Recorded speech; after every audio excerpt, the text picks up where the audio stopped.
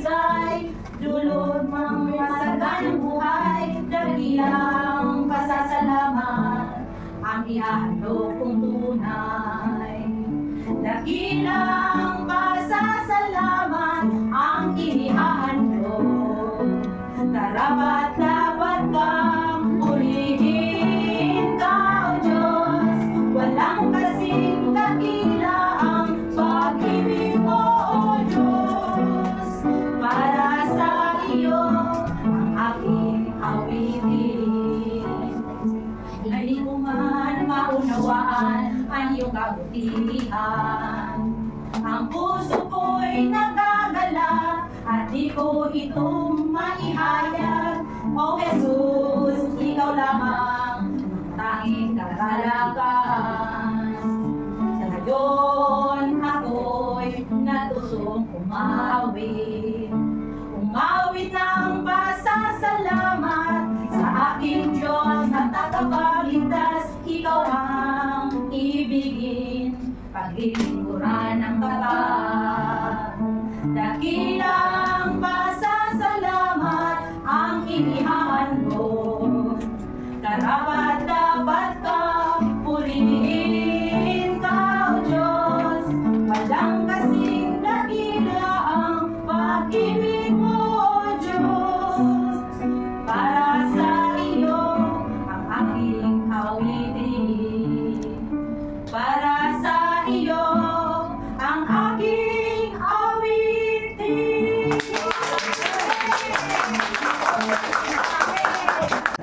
Well, if marangal naman talaga ang trabaho natin. Kaya lang, alam nyo, minsan napakasakit, no? Yung akala mo, mamahinga ka na, tapos pag nawalan ka na, parang ang hirap, ano? Okay, hindi ko naman tatagalin. Tawagan ko po ang ating kapatid, Sis Milet. Yes, Milet. Ah, ikaw! Magbabakasyon lang kami, huwag ka mag-alala. Huwag ka mag-alala. Oh, sorry. Okay. It's showtime! Oh! Medyo pagano'n ka, para mapanood mo.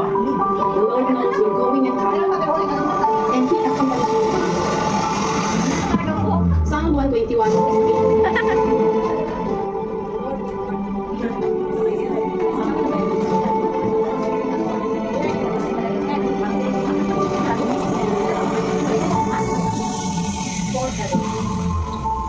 Ganda? Huwag ka lang magalit. Grabe kayo. Joyful also either way. The Lord intends to charm you, for the Lord will not nor forsake those who ask. Love you, Aki. Yeah. Nga, walang hiwalayan dito eh. Sa totoo lang. Kaya lang nangyayari din. Minsan, lalo na kapag ka, syempre, kailangan din nila ang magpahinga at alam naman din natin kung ano yung mga karanasan niya. Ito yung una at huli na kanyang pag-alis sa kanyang amo. Sa totoo lang, tapan-tapan na po yung sama ng loob, yung tampo, at saka yung, alam niyo yon, yung marami siyang dinibdib, kinimkim dahil sa ugali ng kanyang amo. Pero lahat na yung tiniis niya.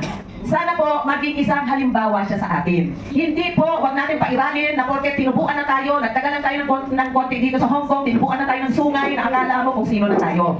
Pero ito pong kapatid natin, kahanga-hanga yung kanyang pasensya. Kahanga-hanga po yung ibinigay niya at yung pagpapakita niya ng mabuting pagkatao para sa kanyang amo. Kahit kinimkim niya ng matagal na panahon yung lahat ng hindi maganda na binigay ng kanyang amo. Pero lahat yun sa pagtagumpayan niya. Bakit? Hindi lang sa pagsabili niyang katagumpayan yun, bagkos nagtagumpay siya dahil binigyan siya ng katatagan ng ating Panginoon. Amen? At yun po ang nangyari sa kanyang buhay. Yun ang patutuo ng Diyos sa kanyang buhay. Talagang yung katatagan at yung pananampalataya ang ginawad ng kanyang Panginoon. Kasi ang Diyos po, pag alam niya na tayo ay tapat sa Kanya, nandun mula sa puso, hindi mula sa nguso, yung pagtawag natin sa Kanya, yung ating panalangin na naroon lagi, lalo na kapag dumarating tayo sa anumang problema, alam po ng Panginoon yan. Kaya pinatatag ng Diyos, pinanatili ng Panginoon siya sa amo na yan. Bakit? May purpose ang Diyos. Pero bahala na ang Diyos bilang isang... Okay. Sige. Naputulin ko na. Yun na yun. Period. Sige. Saglit ha, meron tayong aabangan. May surprise. Hello mga kakatapos pa lang ng work ko tonight. Natapos na din dyan ang kontrata mo sa Hong Kong. Maulit ka na. Ang hapot lang dyan, are you excited na mag-ulit? Hindi. Siyempre excited ka na dahil makakaibanan mo na ang pinakamagaling mong aki. Joke lang. Siyempre makakaibanan mo na kami sa mga holidays, sa birthday mo, sa kapos-kapos na events sa tuyong pamilya. Siyempre, makakaibanan pa ka na, lalo na makakaibanan mo na ika and makahag mo na ika pero dahil maulit ka na. Well, lalo na makakaibanan ka ng magsimba every Sunday na magiging active na naman. And gusto kong makaibanan ka, magkanta sa simbahan na pero yung ginigilin mo dyan sa Hong Kong. Siyempre nakakamiss dahil ako ang junior digdi, pero ako ang nahihiling digdi na milit din, lalo sa pagkanta and paghiro. Pero mama, kung na maulit ka na, i-let go mo na ang tapos mong iniisip para pag ulit-ulit sa Pilipinas is happy ka na. Ayaw ka na ang pag-iisip na iba. Ang gusto ko man lang maging maugma ka, pero dahil salit lang ang oras digdi sa mundo. And kailangan ka na mag-enjoy. Magparaugma lamang na magkaibanan kita. Sana pag ulit sa Pilipinas, maging happy ka na always and ma-enjoy mo na ang sa imong buhay and nakaibanan kami. Iman lang yan ma, I'm very excited na makaibanan ka and see you. Excited na kami makaibanan ka every day na stress ka na sa kagayunan niyo. I love you ma, see you soon. Bye. Pantay ka na sa akin mo, te. Pagandaan nila. Ako niya yan? Anak niya.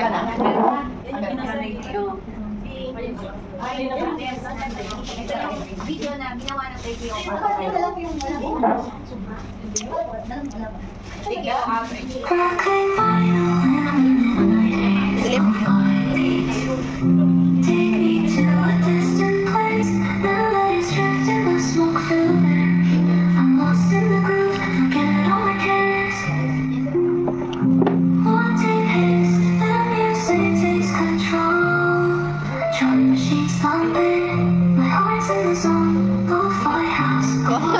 Donya!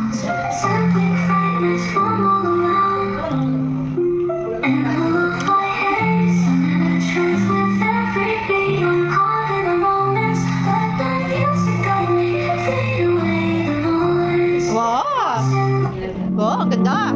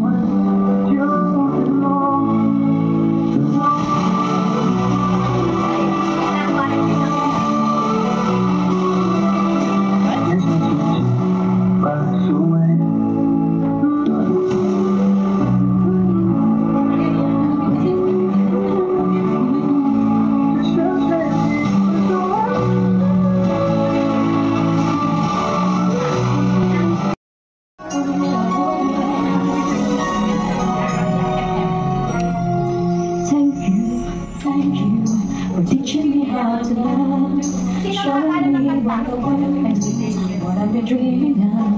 And now I know there is nothing that I will not do thanks to you. For teaching me how to feel, showing me my emotions, letting me know what's real from what is not. What I got is more than I ever hoped for. And a lot of what I hope for is thanks to you. No mountain, no valley, no time, no space, no heartache, no heartbreak, no fall from grace can stop me from believing that my love will fully true.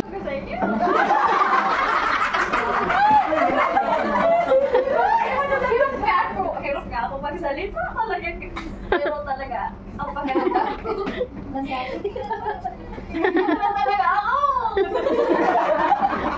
Alak na yun sa ate. Pwede yung Salamat. Pero, ang nararamdaman ko talaga, dahil sa akin talaga, inaaklog ko. Pero hindi ko alam. May important niya yung boses. May umat. Akala ko talaga hindi ako. Ito, malaking pala. Sabi ka naman. Salamat! Ang masasabi ko talaga, salamat. Hindi ko may sabi kung ano, ang kahigit ang salamat ko sa inyo. Nasa mo rin sa'yo. Sabi niya, hindi ko alam ito. Pero yun na lang, thanks God. Nagpapasalamat ako kay Lord. My God. May natutunan ko na yung ginagawa ko na yun. Hindi ko alam. Nakukuha din ako sa pagkuha ko sa TKO. Sabi ko, kulang ako. Sabi ko nga, makasama ng isa na hindi pumunta dito. Paminsa na lang sa inyo, kulang ang pagsabi ko sa inyo. Walang kulang. Kasi yun na nga, yung iniwan ako sa TKO, hindi ko na alam kung paano. Sabi ko kay Aileen, iniwan mo ako dito, hindi ko alam. Sa Pilipinas, Aileen. Pero, nasasabi na natin ko, nanatili ko nandun, yung mga kaya kong gawin, ginawa ko. Yun lang, hindi ko talaga kaya mag-fresh.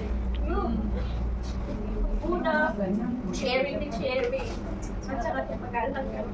Kaya, nandito pa rin yung tingin.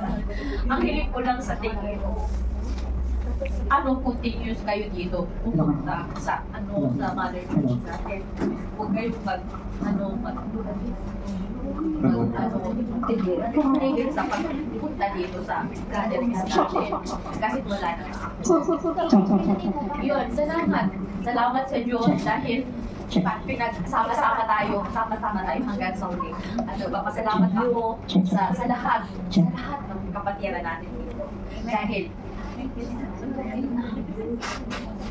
katotohanan din pala ako dito. Oo naman, Teo. Naman. Sa sarili mo? Sorry Lord sa attitude mo ito. Yun lang. Salamat sa inyong lahat sa sorpresang ito. God bless you all. Amen.